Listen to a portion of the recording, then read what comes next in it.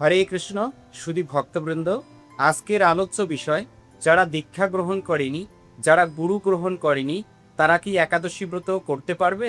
আর যদি একাদশী ব্রত পালন করে, তাহলে কি সেই একাদশী ব্রতের ফল পাওয়া যাবে বা তারা পাবে? আজকের এই ভিডিওতে এই বিষয়টি আপনাদের সামনে ক্লিয়ার করব। শুধু মুখের কথা নয়, শাস্ত্রের আলোকে এই তত্ত্ব আপনাদের সামনে প্রদান করব। তো আপনারা মনোযোগ সহকারে এই কথাগুলো প্রথম থেকে শুরু করে শেষ পর্যন্ত শুনতে থাকো। আর যদি ভালো লাগে, সনাতনী বন্ধুদের কাছে এই কথাগুলো বা এই ভিডিওটি শেয়ার করবে, যেন তারাও এই কথা বা এই তত্ত্বগুলো জানতে পারে। শাস্ত্রে কি বলা হয়েছে আমরা আগে সে সম্পর্কে জানি। আসলে দীক্ষা গ্রহণ ছাড়া বা গুরু গ্রহণ ছাড়া কি একাদশী ব্রত করা যায়? অষ্টবর্ষাদিকমর্ত অপূর্ণাশীতি বৎসরः একাদশং উপবাসেত পক্ষয়োর্ভয়োরপি। অর্থাৎ ৮ বছর বয়স থেকে শুরু করে ৮০ বছর বয়স পর্যন্ত প্রতিটি মানুষের, অর্থাৎ নারী পুরুষ নির্বিশেষে, শুক্লপক্ষ ও কৃষ্ণপক্ষ উভয় পক্ষের একাদশীতেই উপবাস বা ব্রত পালন করা উচিত। তো এই শ্লোক থেকে আমরা জানতে পারলাম, এখানে না বৃদ্ধ, না যুবক, না সধবা, না বিধবা, এখানে বলা হয়েছে ৮ থেকে ৮০ বছর পর্যন্ত সকলেরই এই একাদশী ব্রত পালন করা উচিত। সবৈষ্ণব সে চতরচ্চ তথা বৈ নরকম ব্রজেত একাদশং তু ইয় ভুক্তে স নর নরকম ব্রজেত। অর্থাৎ তিনি বৈষ্ণব বা দীক্ষিত হন অথবা ইতর, অর্থাৎ অদীক্ষিত বা সাধারণ মানুষ হন না কেন, যিনি একাদশীর দিন অন্ন ভোজন করবেন সেই মানুষকে নরকে গমন করতে হবে। অজ্ঞানাৎ ইয়াদি বা জ্ঞানাদুপবাসম করতি ইয়া হরিবাসরে চাদৌ স ইয়াতি পরমম গতিম। অনুবাদ: জ্ঞানে হোক বা অজ্ঞানে হোক, অর্থাৎ মহাত্মা না জেনে বা দীক্ষিত না হওয়া সত্ত্বেও যিনি হরিবাসর বা একাদশী তিথিতে উপবাস করেন তিনি পরম গতি লাভ করেন। তো আমরা তো শাস্ত্রের বিষয়ে জানলাম যে কারা একাদশী ব্রত করতে পারবে, দীক্ষিতরা বা অদীক্ষিতরা একাদশী ব্রত করতে পারবে কিনা। বিশেষ করে আজকের যে ভিডিওর বিষয়, যে অদীক্ষিত মানুষ একাদশী ব্রত পালন করতে পারবে কিনা। তো এই সম্পর্কে পদ্ম পুরাণে একটি সুন্দর উপাখ্যান আছে।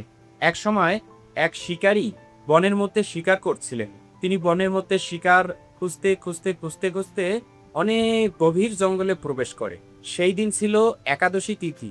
সেভাবে ঘুরতে ঘুরতে ঘুরতে ঘুরতে গভীর বনে যখন প্রবেশ করে, তখন রাত্রি নেমে আসে। তখন সে আর তার ঘরে ফিরে আসতে পারলো না। এভাবে শিকারী চিন্তা করলো যে আজকে তো আর ঘরে যেতে পারলাম না, শিকারও পেলাম না, এখন আমি কি করব। হঠাৎ করে রাত্রেবেলা একসাথে অনেকগুলো লোককে এক হরি মন্দিরে বসে থাকতে দেখলেন, এবং সেখানে একটি বিশাল অশ্বত্থ বৃক্ষ ছিল। সেই শিকারীটি সেখানে বসে পড়লেন এবং তারা একে অপরের সাথে কি কথা বলছে সেটা শুনতে লাগলেন। কিন্তু সে তো শিকারী, তার ধর্ম সম্পর্কে সেরকম জ্ঞান ছিল না, কিন্তু তবুও সেখানেই বসে রইলেন। রাত্রেবেলা প্রচণ্ড শীতে সে মৃতপ্রায় হয়ে পড়লেন। একাদশী তিথি থাকার কারণে সেই রাত্রেবেলা যারা হরি মন্দিরে ছিল তাদের কাছে ওরকম খাবারও ছিল না। এই জন্য সেই শিকারীটি তাদের সাথে সেখানে অনাহারেই রইলেন। এভাবে পরের দিন সূর্য উদয় হওয়ার পরে দেখা গেল সেই শিকারী সেখানে মৃত্যুবরণ করেছে। আর যখন সে মৃত্যুবরণ করেছে, তখন তার যে সূক্ষ্ম শরীর বা আত্মা, তাকে নেওয়ার জন্য যমদূতেরা এসেছে। পাশাপাশি বিষ্ণুদূতগণও সেখানে এসেছে।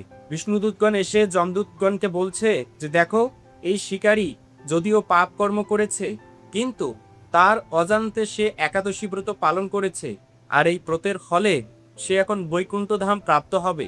আমরা তাকে বৈকুণ্ঠ ধামে নিয়ে যাব। তেভাবে সেই শিকারীর যে আত্মা বা সূক্ষ্ম শরীর, সেটাকে বৈকুণ্ঠ লোকে নিয়ে গেলে।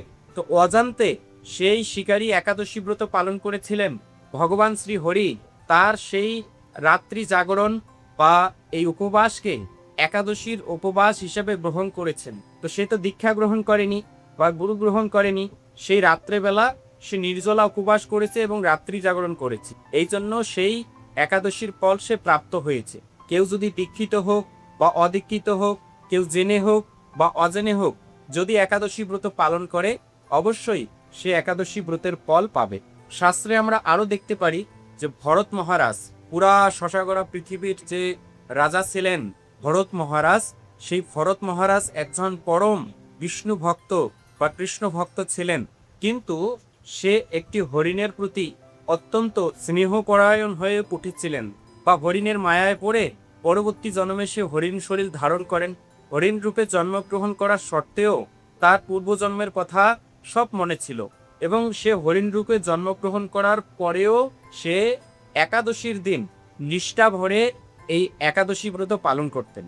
মানে একাদশীর দিন কোনো কিছুই সে আহার করতেন না, এবং যেখানে শালগ্রাম শিলা ছিল সেটার আশেপাশেই থাকতেন। মুনি ঋষিরা যখন যজ্ঞ করতেন সেটার আশেপাশেই থাকতেন। এভাবে সাধুদের কৃপায় এবং মুনি ঋষিদের কৃপায়, ভগবানের কৃপায় পুনরায় সেই ভরত মহারাজ আবারও একটি মনুষ্য শরীর প্রাপ্ত হন। তখন তার নাম হয় জড়ভরত। আপনারা এই ঘটনার বর্ণনা অমল পুরাণ শ্রীমদ্ ভাগবতে খুব সুন্দরভাবে পাবেন। তো অনেকে এই ঘটনা জানে বা এই তত্ত্ব জানে, এজন্য আমি পুরোপুরি বলছি না। যদি কারো শুনতে ইচ্ছে হয় আপনারা ভিডিওর নিচে কমেন্ট করবেন, আমি আপনাদেরকে শোনাবো। তো সে হরিণ রূপে জন্মগ্রহণ করার সত্ত্বেও এই একাদশী ব্রত পালন করেছিল, যার ফলে সে আবারও মনুষ্য শরীর প্রাপ্ত হয়েছিল। হরিণ তো দীক্ষা গ্রহণ করেনি, হরিণ তো গুরু গ্রহণ করেনি, কিন্তু তথাপি সে সেই সুকৃতি বা একাদশী ব্রতের ফল প্রাপ্ত হয়েছিল। আমরা ধ্রুব মহারাজের ক্ষেত্রে দেখতে পারি, ধ্রুব মহারাজ প্রথমে দীক্ষিত ছিলেন না। তার মনের বেকুলতা ছিল যে ভগবান শ্রীহরিকে প্রাপ্ত হতে হবে, আমি ভগবান শ্রীহরির দেখা করতে চাই। সে কিন্তু দীক্ষিত ছিল না। তখন সে কঠোর তপস্যা শুরু করে, কঠোর সাধনা শুরু করে, যার ফলে ভগবান শ্রীহরি তার প্রতি সন্তুষ্ট হয়ে শ্রী নারদ মুনিকে তার কাছে প্রেরণ করে যে তাকে দীক্ষিত করো, আমি তাকে দর্শন দেব। সে কঠোর তপস্যা করছে, এরকম কষ্ট করছে, তাকে অবশ্যই আমার দর্শন দেওয়া দরকার। তো ধ্রুব মহারাজ তো দীক্ষিত ছিলেন না। তার যে মনের বেকুলতা, তার যে প্রচেষ্টা, তার হরিকে যে দর্শন করার যে তার বেকুলতা, ভগবান শ্রীহরি সেটা বুঝতে পেরেছিলেন। আর এই জন্যই শ্রী নারদ মুনিকে এরকম একজন সদ্গুরুকে তার কাছে প্রেরণ করেছি। তো আজকের সমাজে দেখা যায় গুরুর কি অবস্থা, মদ মাংস পেঁয়াজ রসুন অবৈধ স্ত্রী সঙ্গ এই সমস্ত করেও গুরুগিরি করছে। তাই সেই সমস্ত গুরুর কাছে আমাদের দীক্ষা গ্রহণ করা উচিত নয়, এই সমস্ত বিষয়ে সাবধান থাকতে হবে। তো আপনারা বুঝতে পারলেন যে অদীক্ষিত অবস্থায় একাদশী ব্রত পালন করলে সেই একাদশী ব্রতের ফল পাওয়া যাবে কিনা। তো এই ছিল আজকের ভিডিওর বিষয়। এরকম নতুন নতুন ভিডিও সবার আগে পেতে এই বঙ্কুবিহারী টিভি চ্যানেলটি সাবস্ক্রাইব করুন, এবং সাবস্ক্রাইবের পাশে থাকা বেল আইকনে ক্লিক করে অল বাটন সিলেক্ট করে দিয়ে রাখুন, যার মাধ্যমে আমি যখনই কোনো নতুন ভিডিও আপলোড করব সেই ভিডিওর নোটিফিকেশন আপনার কাছে চলে যাবে। সকলে ভালো থাকুন, সুস্থ থাকুন, আবার দেখা হবে পরবর্তী ভিডিও নিয়ে। হরে কৃষ্ণ।